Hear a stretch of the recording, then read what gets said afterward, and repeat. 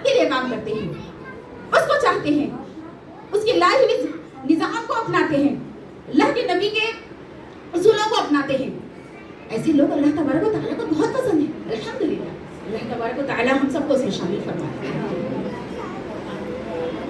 لیکن ہم دیکھتے ہیں کہ اس مہینے میں بہت سے غفلتیں لوگ کر لیتے ہیں, اس کی رحمتوں سے, اس کی برکتوں سے, اس کی دعاؤں سے, اس کی مغفرتوں سے گویا کہ رمضان کے مقصد کو نہیں سمجھ پاتے.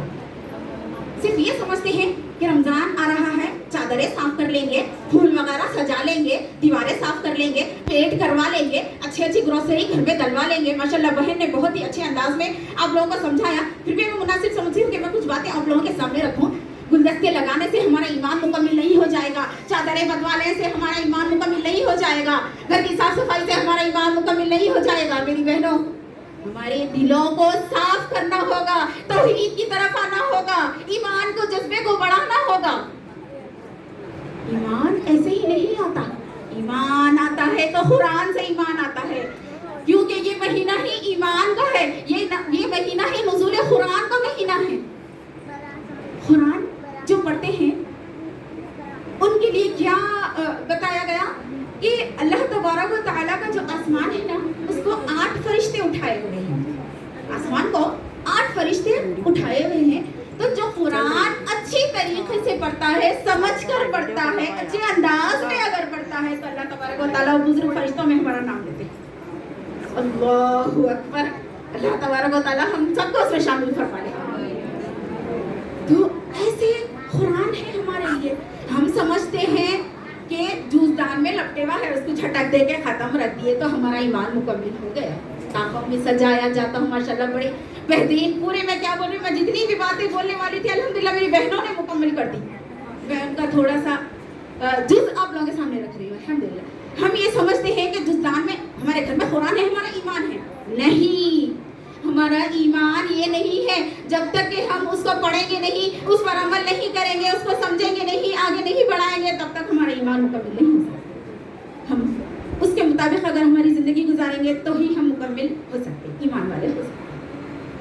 تو یہ مہینہ جو ہے قرآن کا مہینہ ہے. ہم زیادہ سے زیادہ جو ہے قرآن پڑھیں گے, اس پر عمل کرنے کی انشاءاللہ کوشش کریں گے.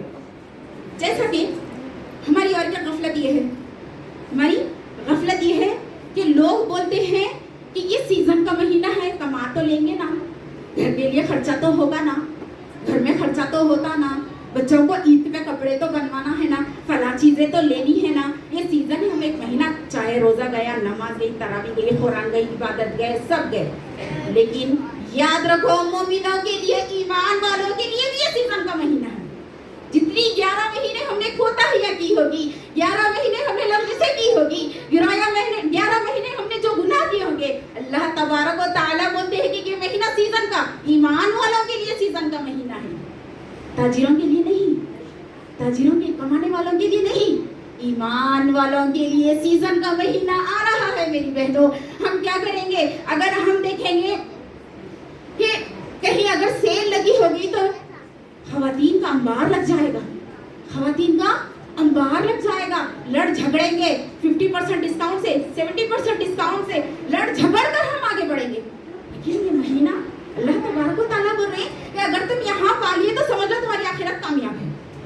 یہ سیزن کس کا سیزن ہے, یہ ایمان والوں کا سیزن ہے, ایمان والوں کا سیزن ہے. میری بہنوں, یہ ایمان ہمارے لیے کیا کرتا ہے, ایمان ہمارے لیے اور کیا ہم دیکھتے ہیں کہ دوسری طرف نیکوکار بننے کے لیے بھی کیا کرتے ہیں ہم, یہ سیزن کو بہت بہترین سیزن ہے, نیکوکار بننے کے لیے بہترین سیزن ہے. اگر یہ ایک مہینے میں ہم ہماری روٹین کو بنا لیں گے کہ یہ ٹائم پہ نماز پڑھے تھے ہم, یہ ٹائم پہ قرآن, تو ہماری ساری زندگی سدھر جا سکتی. آخر کے 11 مہینے یہ ہمارے لیے پریکٹس ہے, یہ ہمارے لیے اللہ تبارک و تعالیٰ سال میں ایک بار ہمارے لیے پریکٹس کرنے کا موقع دیتے ہیں. لیکن کئی لوگ ہیں جو اسے کوتاہی برتتے ہیں, جو اسے کوتاہی برتتے ہیں اور غفلت میں چلے جاتے ہیں کہ رمضان کا مہینہ آ رہا تو ہم کیا کریں گے, گھروں کو سجا لیں گے, بیڈ شیٹیں چینج کر لیں گے.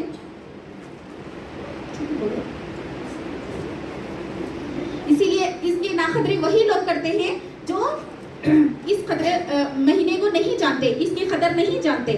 ٹھیک ہے, تو اللہ کے نبی صلی اللہ علیہ وسلم نے فرمایا کہ من صام رمضان ایمانا واحتسابا غفر له ما تقدم من ذنبه, کہ کہ کیا بولے اللہ کے نبی صلی اللہ علیہ وسلم جس شخص نے رمضان کے روزے رکھے کس کے ساتھ رکھے؟ ایمان کے ساتھ رکھے، ثواب کی نیت سے رکھے، تو اللہ تبارک و تعالیٰ اس کے پچھلے گناہ معاف کر دیں گے. اسی طریقے سے من قام رمضان، یعنی قیام کیا رمضان میں تو اس کے بھی جو ہے پچھلے گناہ کے رمضان کے گناہ پچھلے 11 مہینوں کے گناہ معاف کر دیے جاتے ہیں. جیسے کہ میں نے حدیث پڑھی تھی کہ من لم يتوقع الدور والعمل به فليس الله، جس شخص نے جھوٹ بات کہنا اور اس پر عمل کرنا نہیں چھوڑتا تو اللہ تعالیٰ کو اس بات کی کوئی ضرورت نہیں کہ وہ کھانا پینا چھوڑ دے. لیکن آج ہم دیکھتے ہیں کہ یہ مہینہ جو ہے ہمارا برکتوں کا اور مغفرتوں کا جو مہینہ ہے آنے والا ہے، تو ہم اس کی قدر کر لیں اور اپنے توبہ، اپنی مغفرت کر لیں، اپنے اعمال کو سدھار لیں، اپنے ایمان کو مضبوط کر لیں اور اپنے قرآن کو صحیح انداز میں پڑھنے کے لیے جمع ہو جائیں. کیونکہ یہ مہینہ ایک ایسا مہینہ ہے جس میں ہم جو ہے ہمارے سارے گناہوں کو معاف کر لے سکتے ہیں. ٹھیک ہے، تو آخر میں اللہ تبارک و تعالیٰ سے دعا کرتی ہوں کہ اللہ تبارک و تعالیٰ جو ہے ہمارے تمام گناہوں کو معاف فرما دے. اے رب العالمین، اے ذوالجلال والاکرام، جتنے بھی لوگ یہاں پر بیٹھے ہیں اللہ تبارک و تعالیٰ ان کی جائز خواہشات کو قبول فرما لے. اے اللہ، جس طریقے سے رمضان المبارک ہمارے پاس سایہ فگن ہونے والا ہے، آنے والا ہے، تو اللہ تبارک و تعالیٰ اس مہینے میں ہم کو جو ہے تیری رحمتوں سے، تیری مغفرتوں سے نواز دے، ہماری مغفرت تو فرما دے. وآخر دعوانا ان الحمد للہ رب العالمین، والسلام علیکم ورحمۃ اللہ وبرکاتہ.